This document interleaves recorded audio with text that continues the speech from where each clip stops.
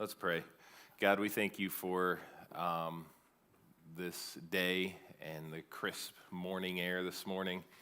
We thank you that you sustain us and that you are still moving in our world with power and majesty, and we just honor you today. I pray in Jesus' name, amen. So if you had to name Jesus' most famous miracle, what's the first one you think of when you think of, any other one? That's the one I was looking for, yeah. They're all famous, so it's kind of hard to, my notes said one of Jesus' most famous miracles, and I was like, well, is it though? Yeah, Paul. It is the only miracle that's recorded in all four Gospels. There is that point, yes. It is the only one recorded in all four. But I agree with the others that are, you would think, raising the dead or turning water into wine, it's kind of, that's kind of a big deal. So I don't know that you can say it is the most famous, but it is the one that is recorded 4 times. But in this session, we are going to look at the feeding of the 5,000. We're going to be in John 6 for this. We're going to look at it from John's gospel. But as we look at this miracle of feeding the 5,000, we see that with compassion and foresight, Jesus worked through his disciples to meet the physical needs of thousands of people who were following him at the time. And while this miracle amazed the people, it would have been amazing to be a part of this. And it amazed it. Jesus took this as an opportunity to not only show the people, he took it as an opportunity to show the people that their deepest need was not food, physical food. He took the opportunity to show them that their deepest need could not be satisfied by mere bread, and they needed the bread of life, which is Jesus himself. There is no salvation, no satisfaction for our souls if we do not come to Jesus in faith. That is the only true satisfaction, is coming to him and seeing him for what he is, the bread of life, the actual sustainer of life, and coming to him in faith. So we're going to be in John chapter 6, and we're going to start with verses 4 through 10. Now the Passover, the feast of the Jews, was at hand. Lifting up his eyes then and seeing that a large crowd was coming toward him, Jesus said to Philip, "Where are we to buy bread so that these people may eat?" He said this to test him, for he himself knew what he would do. Philip answered him, 200 denarii worth of bread would not be enough for each of them to get a little.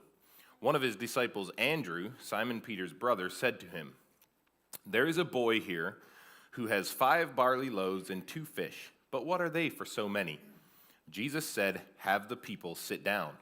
Now there was much grass in the place, so the men sat down, about 5,000 in number. So as a side note, and I'm sure you've heard this before, is they, and I didn't confirm this, I want to say one of the other Gospels says that it was 5,000 men plus women and children. So I didn't look up which gospel says that, but we always look at it as the feeding of the 5,000, but there's a good chance there was quite a bit more than 5,000 people that he actually fed, because there was 5,000 men plus the women and children. So as we've kind of been seeing, and it's been a while since we've done the Gospel Project, but Jesus' fame and popularity were growing every day as the crowds flocked to him, as people were beginning to see him heal people, and he's turned water into wine, and the news is spreading of who Jesus is. So they're starting to follow him.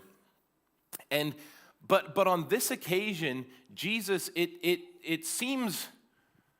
could seem, if you're just looking at it as a, here's this amazing prophet or whatever you're looking at Jesus as, that is healing people, and he's doing these wonderful things. And then here you see a picture of him thinking about the most basic need of humankind, and that is food. And And hunger is not an ailment to be healed. You know, people had been coming to Jesus because of his healing and because of his miracles, and that was kind of why his popularity was growing, because he was healing the sick and that kind of thing. But hunger is not an ailment to be healed, but a requirement to be filled. And not only here does Jesus concern himself with the people's hunger, but he initiates the filling to meet their need. So this is kind of the if you stop and kind of put yourself in this situation, in this scenario, as one of these thousands of people. Here you have Jesus, the Son of God, the divine teacher, the healer of humanity. He's on his way to the cross to die for the forgiveness of sins, and yet he notices the physical needs of others and meets those needs. He makes plans to take care of those needs. Too often we think that Jesus cares exclusively for the immaterial souls, and we gloss over the fact that Jesus also cares for our physical needs, our day-to-day life, and the physical things that are happening to us. Jesus notices and cares. And we remember in the Sermon on the Mount that Jesus addressed the fact that God, who feeds the birds and clothes the flowers of the field, cares for and provides for the physical needs of his children. He does not belittle our needs as secondary issues. So it's easy to, when we're reading the life of Jesus and when we're thinking about Jesus, it's easy to kind of spiritualize. Like, I don't know if it seems a little wrong to say you can over-spiritualize Jesus, because I don't know if that's really a thing. But if you understand what I'm trying to say is, we tend to kind of look at him as, well, he's the healer of souls. He's there for our spiritual needs.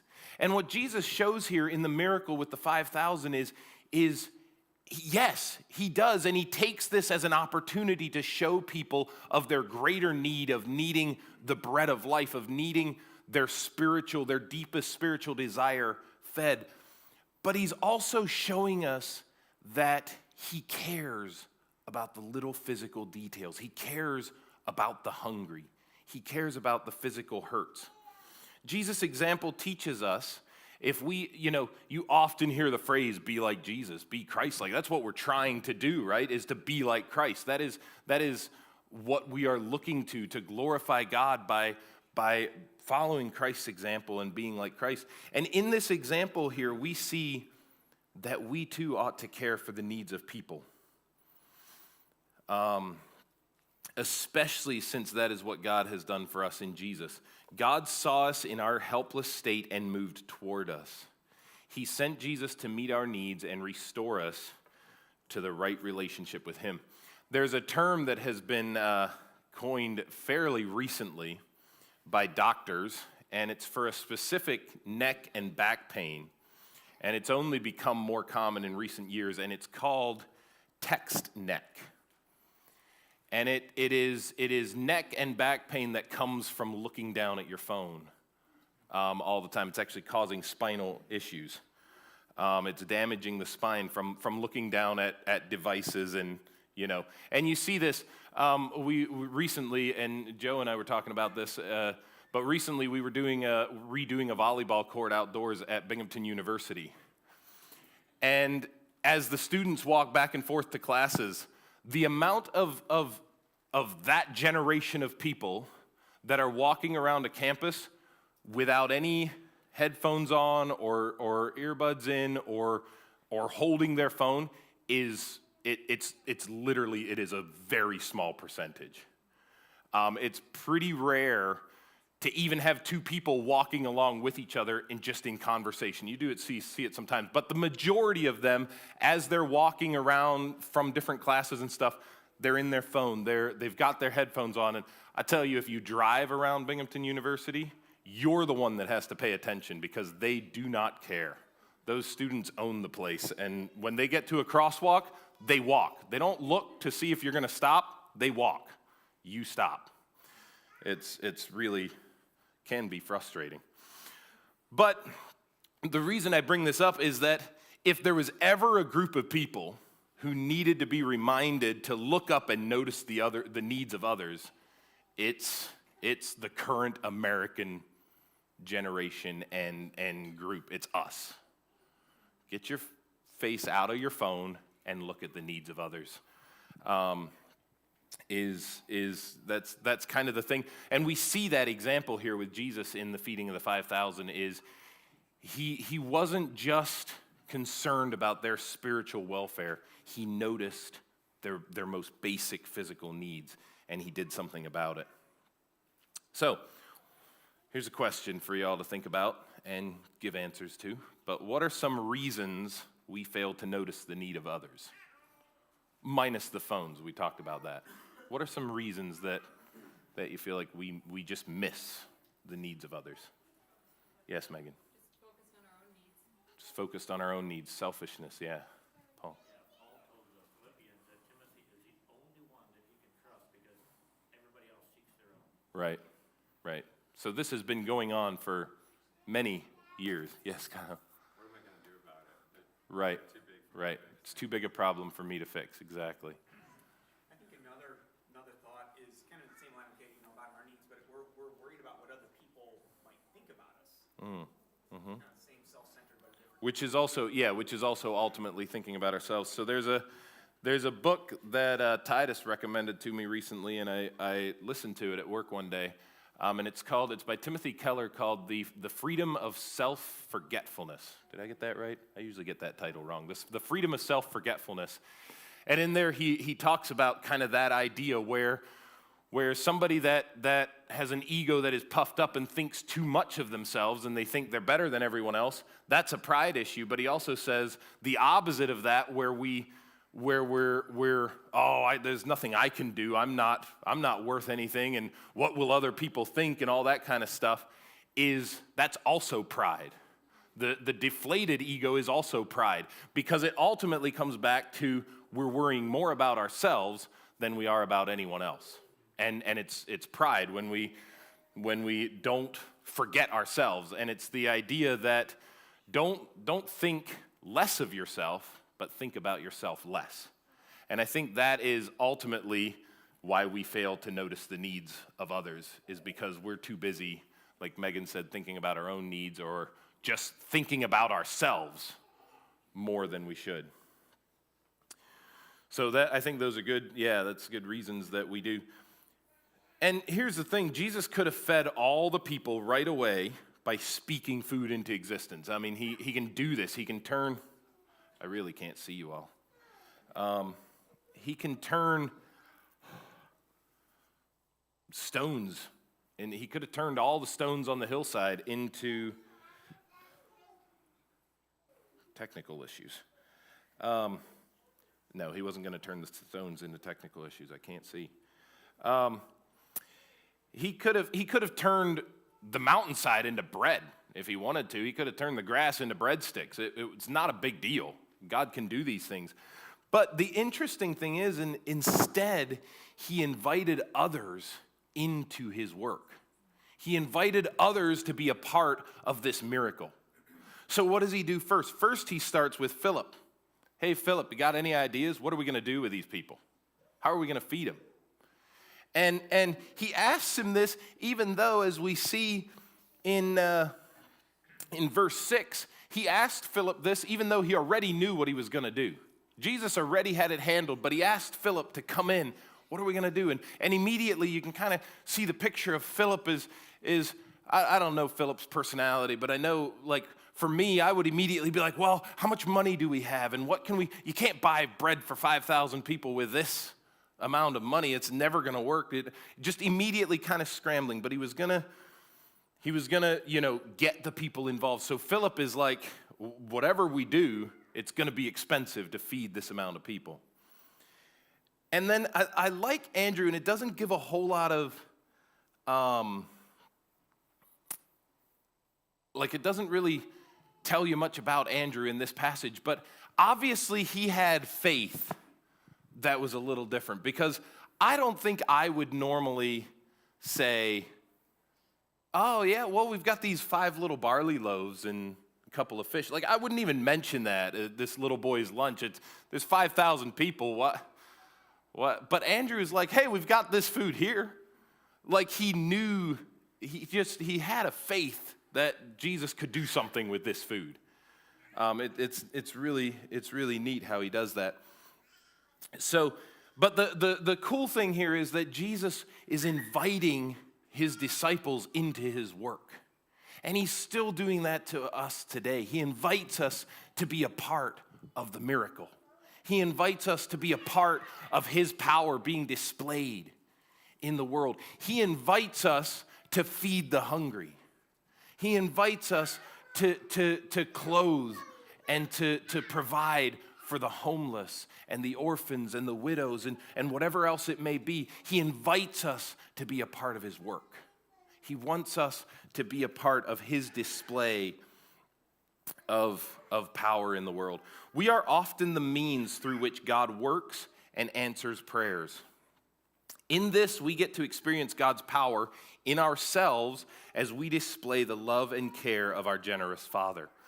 God certainly moves in mysterious ways, but he often provides for his people through his people as they love their neighbors. And this could involve meeting needs by giving money or buying groceries for someone in need. It could also mean rebuilding homes after a hurricane or helping a single parent by babysitting their kids or whatever it might be. However you can help and provide is you getting involved in God's work and being a part of what God is doing in the world. So that brings us to one of the essential doctrines that they have in this Gospel Project program. And this essential doctrine is social concern. Social concern. All Christians are under obligation to seek to make the will of Christ supreme in our own lives and in human society.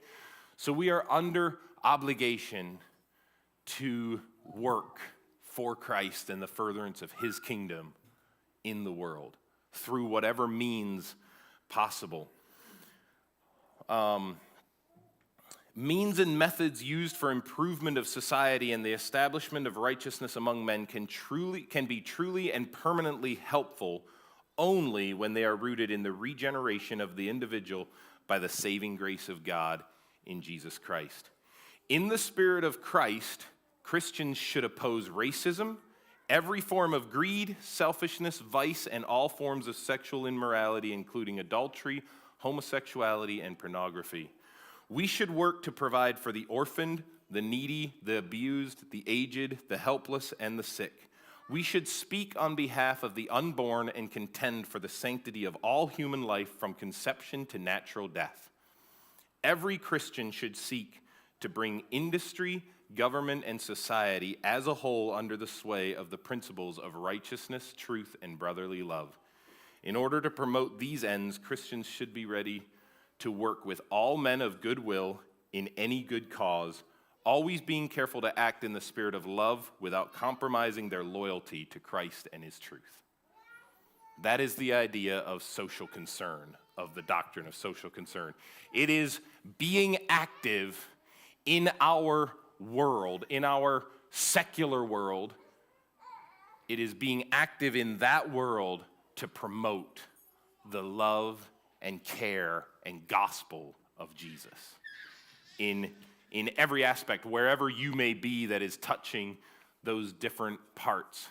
And I know I've said this before in one of the other gospel projects. It is easy, most of us here, if not pretty much all of us, are we homeschool our children, and it's easy to kind of get in a bubble where we kind of have our little world and our little culture, and we're not really making the impact on the world around us that we could be making and that we should be making for Christ, because we're not involved in those different school activities and different things like that. And I'm not saying that go out and put your kids into public school. You do what's right for you, but in whatever opportunities that God gives you to impact the world around you. I love the fact that my boys are in they take a Taekwondo, which is a form of martial arts, and they take this class twice a week.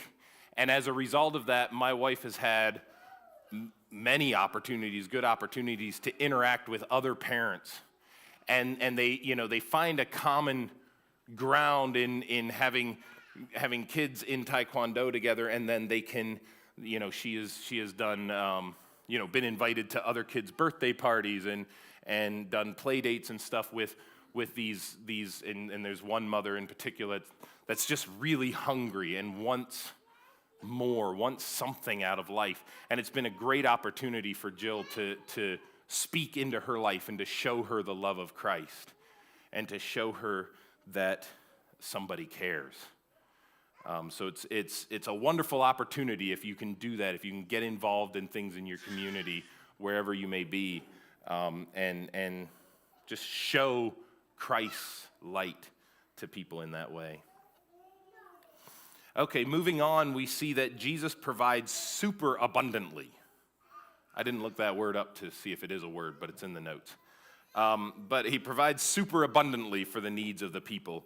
So continuing on in John 6, verse 11, Jesus then took the loaves, and when he had given thanks, he distributed them to those who were seated, so also the fish as much as they wanted.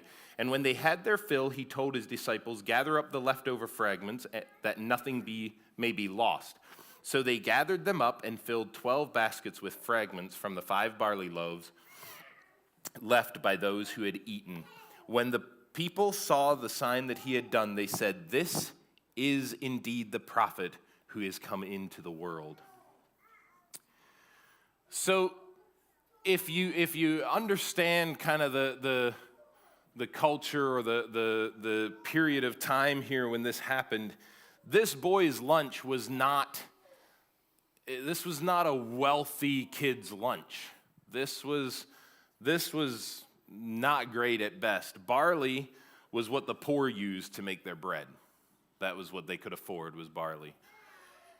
And furthermore, the loaves that they made back then, this would have been probably more like the size of a biscuit, not a big loaf of bread. This wasn't your sourdough loaf of bread that you're so proud of and you put pictures on Instagram. This was just a little biscuit that wasn't worth posting on social media.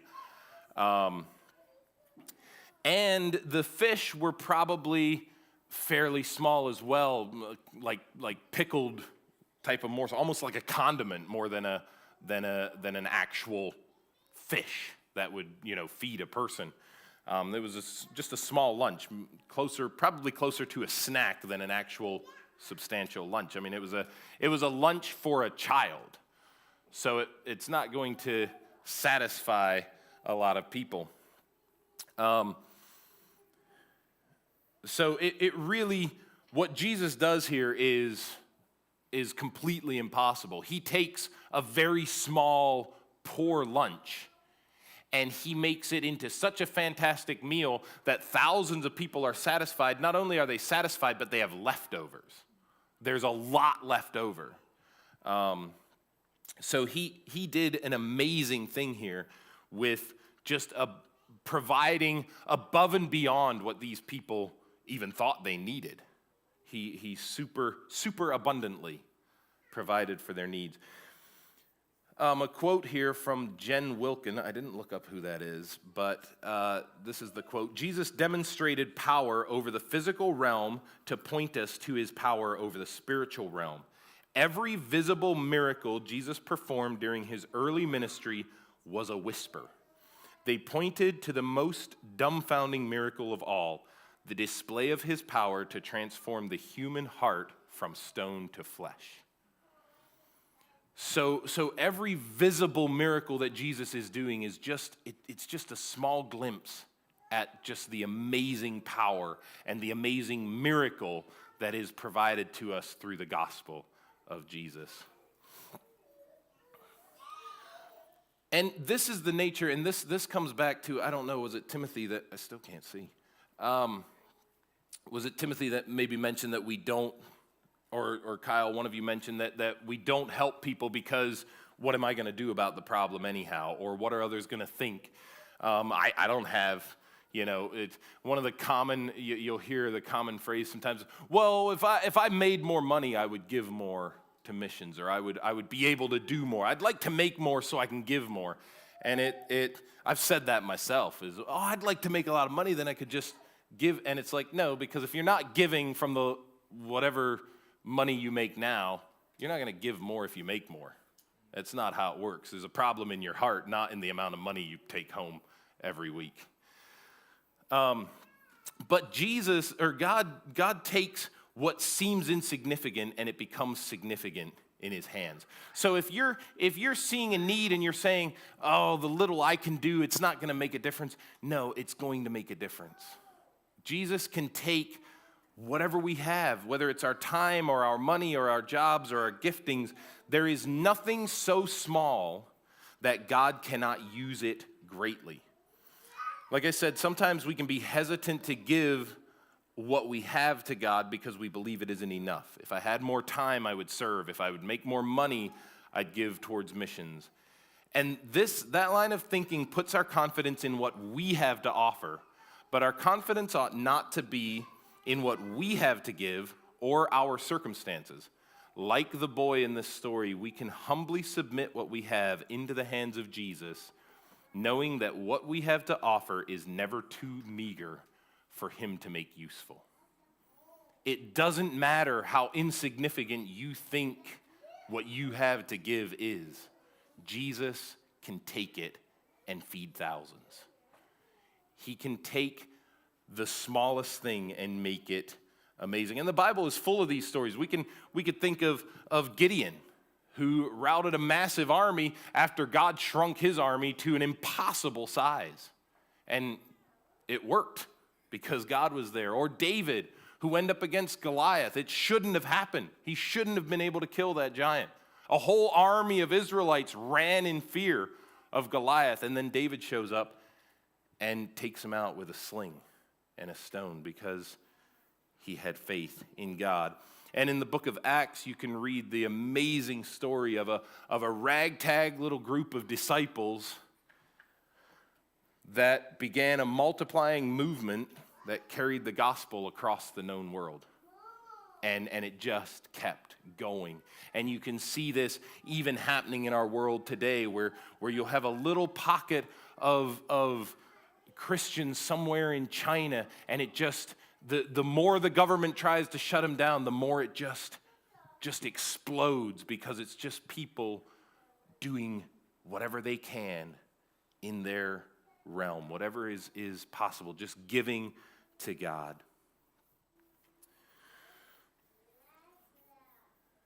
So the essential doctrine of miracles here is that because we believe God to be all-powerful and personally involved in this world, we believe he can and does perform miracles. And some of us have seen that happen.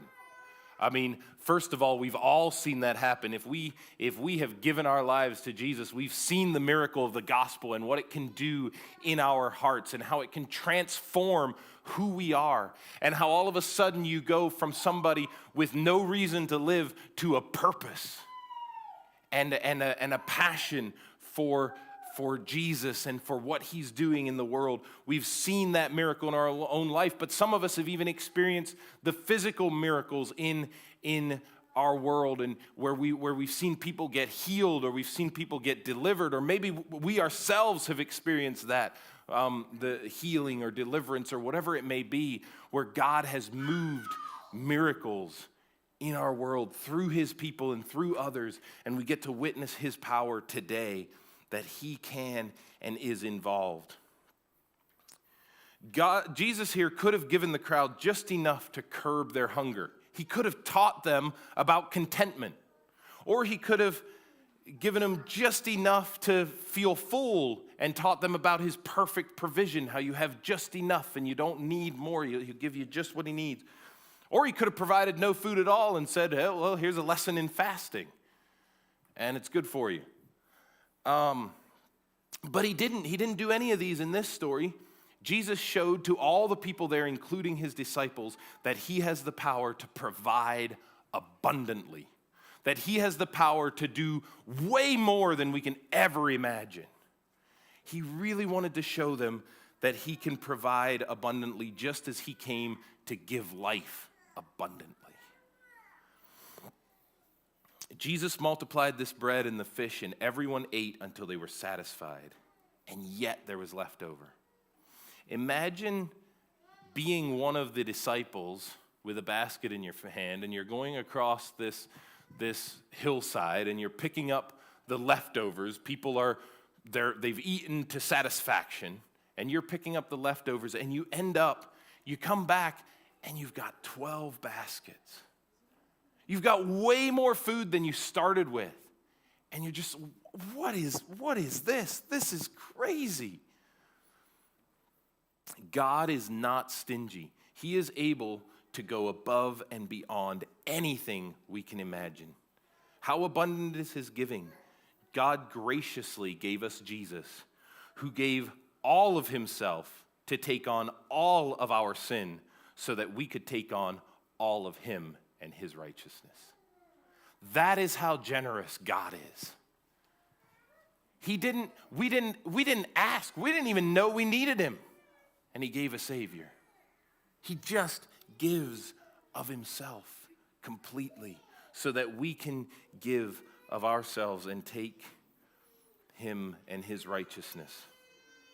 Now, there are some cautions here in this idea of super abundantly giving. What are some points of caution that we should take in applying this passage to our own situation? If you're following my train of thought. All right, I'll get you started. Go ahead, Kyle. Well, sometimes we, in our perspective of what God ought to or will or should give, isn't actually God's perspective. Of Right. what he wants to do. Right. The caution here is not to take this passage and start preaching some kind of prosperity gospel where God gives abundantly. If you ask him, he'll just give and give and give. No, sometimes God is teaching you contentment. Sometimes God is teaching you how to fast, if you will. Sometimes God is teaching you that faith that comes from, in my mind, I don't think it's going to work. But God provides just enough, the perfect provision, just enough. And I want to sit there in anxiety and worry about it's not going to be enough. And then God provides just enough. So this is not, we want to be careful not to take this passage and say God always provides a superabundant. No, God gives us exactly what we need for the situation we're in. So I don't want you to get the idea that, oh, well, according to the story of the 5,000, we can go out and God will just provide us a superabundance of everything that I want or desire or need. That's not what the story is saying here. But it is saying that we have a God that has the ability to provide above and beyond. Now, if we move on in John chapter 6, this is going down past where he walks on the water, and he comes and he talks about being the bread of life. And we're not going to read verse 22, but it does start with, on the next day, the crowd that remained was there. So he takes this opportunity to talk to this crowd again and says in verse 26, he says, "Truly, truly, I say to you, you are seeking me, not because you saw signs, but because you ate your fill of the loaves. Do not work for the food that perishes, but for the food that endures to eternal life, which the Son of Man will give to you. For on him God the Father has set his seal." Then if we jump down to verse 32, Jesus then said to them, "Truly, truly, I say to you, it is not Moses who gave you the bread from heaven, but my Father gives you the true bread from heaven. For the bread of God is he who comes down from heaven and gives life to the world." They said to him, "Sir, give us this bread always." And then Jesus, we're going to read verse 35 as well. Jesus said to them, "I am the bread of life. Whoever comes to me shall not hunger, and whoever believes in me shall never thirst." So Jesus takes this opportunity that the crowd comes back, and Jesus immediately sees what's going on, and he says, you're not here seeking me. You're here because you got your fill of food yesterday, because you saw a miracle and you had the loaves and they filled you up. And then he takes this opportunity to show them that we are not being, he takes this opportunity to show them the bread of life, that I am the bread of life, that you're coming and seeking a physical bread, a physical filling, because you were filled with the loaves. Your physical need was taken care of, but like happens in life, you got hungry again. And Jesus takes this opportunity to show them that he is the bread of life. Jesus tells his hearers here, and he's saying it to us as well, not to chase after things that perish, but to go for the eternal bread that satisfies forever. The crowd was hoping for something like manna that God provided for Israel in the wilderness. God fed and sustained his people daily for 40 years with manna. And the crowd was looking for a miracle like this, which they attributed to Moses. Moses created the miracle, is how they were looking at this. But they were searching for the wrong kind of bread. And Jesus didn't come primarily to give bread, but to be bread. He is the true bread from God that lasts forever and satisfies our deepest hunger and gives us life. The food we hunger for never fully satisfies. But this phenomenon isn't just about physical food. This can be applied to whatever it is in this world that we can buy or build or look to that eventually fades. There's that gnawing hunger that drives us. You see this so much in the world. It's actually sad when you see somebody that is just, you can tell there's just that gnawing hunger in them. They want something, so they just keep chasing whatever it may be. They chase work, they chase pleasure, they chase money, they chase whatever it is. They're just always going after something, trying to fill that hunger inside us. The writer of Ecclesiastes said that God has placed eternity in our heart. We see that in Ecclesiastes 3:11, that God has placed eternity in our heart. But too often we try to fill that void for that eternal void that is in our heart. We try to fill it with these temporary things around us that only satisfy us for a little bit. That's why you can have buyer's remorse a day after buying something. Because you think, wow, this is, I really want that new car or whatever, and then you buy it, and the next day you're like, man, it's just not, that wasn't it. That's not what I wanted. And the whole world, that's what they're doing. They're just chasing one thing after the other. Man, if I could just have that truck, I would be happy. And then they get that truck and, it's just not, it doesn't, well, let me get a motorcycle. That'll help. Let me get this. Let me buy that house. Let me buy this property. Let me do this. Let me go here.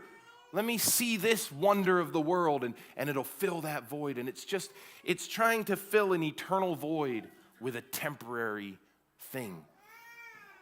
And it's not the bread of life. What are some ways that we might come to Christ for the bread he can provide instead of the bread that he is?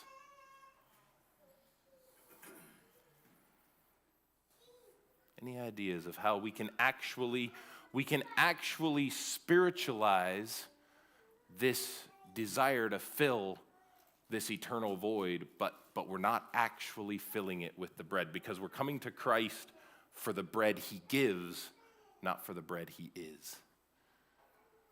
What do we think that looks like? All right, I'll get you started. What if we come to Christ for the hope of heaven because we want to see a departed loved one? We know someone that is in heaven. I would say probably all of us sitting here, at least the ones that are, middle-aged or older, probably know someone that they want to see in heaven again. I have 2 grandpas in heaven. I want to see them again. And some of you have closer than that you would like to see again. And that's not a bad desire, to want to see those that have gone before us. That's not a bad desire to have. But if we're coming to Jesus for that reason, without the thought of the glorious grace and presence of God that we can experience here today, then we're coming to him for the bread he can give, not the bread that he is. We're coming to him for we might be tempted to seek after the gifts of a relationship with Christ instead of seeking Christ himself. You see, we can actually try to fill this void with good things. We can try to fill this void by seeking what Christ gives us instead of seeking Christ himself. And it's a way that we come and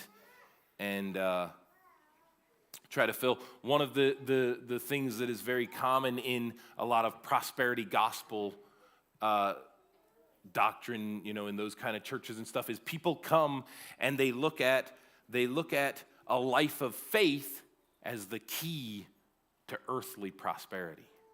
So they are coming to Christ, they're coming to the church, and they're coming to Christ for the earthly prosperity. They're not coming to Christ for himself, they're coming to Christ for what they believe he has promised to give them.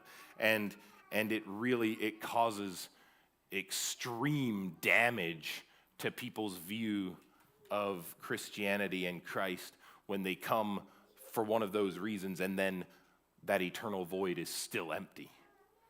And they're still, it didn't fill it. And it was no different than the new car they were chasing, or the money they were chasing, or the job, or whatever it may be. But they came to church, they came to a life of faith, and it didn't fill the void because they weren't chasing Christ himself. They were looking for the bread he can give, not the bread that he is. So how do we get this bread? How do we get this bread of life? The crowd had the same question. How do we do this? And Jesus' answer was simple. He said, he is the bread of life. So come to him and believe in him. That was the answer. People were already coming to him, but they were coming, again, for the physical food he could give them. They were coming to see the miracle. They were coming to be filled because they were hungry again, physically hungry again. They were coming to him without faith. As we see in John 6, as we see in verse 36 here, he said, "But I said to you that you have seen me and yet do not believe." They were coming to Christ, but they were coming without faith. Not only must we come to him, but we must come to him in faith. We must come into God's presence in faith, coming for him, for the bread that he is, not the bread he can give. So here's a gospel application for us to make this maybe a little more real. Like the hungry crowd, we often go to Jesus only when we need something he can give us. We go to him when we're sick, before an interview, or when a crisis hits. These are appropriate reasons to come to Jesus, but he is much more than just a genie granting wishes. Jesus expects us to come to him not for what he gives, but for who he is. Only when we truly understand who he is can we understand what he will do for us. Jesus is the true bread that meets our deepest needs. When we go to him for who he is, he promises that he will satisfy. It is so easy to do this, where it's just, oh, I've got this big thing. Well, let's go to Jesus. He can help me with this. Instead of coming to him for who he is, knowing and believing that who Christ is the sustainer of all of life. He said he wants us to ask, even though he already knows it before we ask. But if we know Jesus as the person that knows what we need before we ask him, then we'll come to him for who he is, not just when we need something, because we understand that he is the one that sustains him. So not only must we come to him, we must come to him in faith. To believe is more than just thinking about Jesus or knowing facts. To believe is to internalize the truths about Jesus and put all your hope and trust in him. To believe in Jesus is to trust that God sent him to reconcile sinners to himself.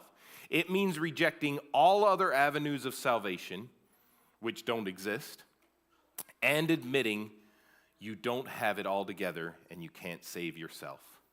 Believing means you obey him even when he says difficult things. It is a way of life, and it's a transforming way of life. And don't get the idea that because I'm up here reading the notes that somebody else wrote, I've got it figured out, because I don't. Like Kyle said last week, I'm preaching to myself with this,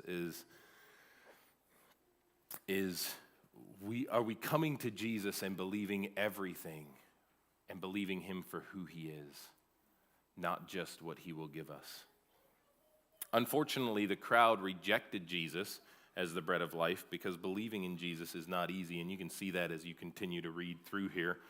The Jews started grumbling, and they were complaining because he said, "Oh, he's the bread of heaven," and what is this? And they didn't believe him. And at the end of the chapter, the crowd leaves, and only the disciples are left standing around Jesus. They knew that life cannot be found anywhere else. The disciples, except Judas, believed and experienced Jesus for who he is and found him satisfying.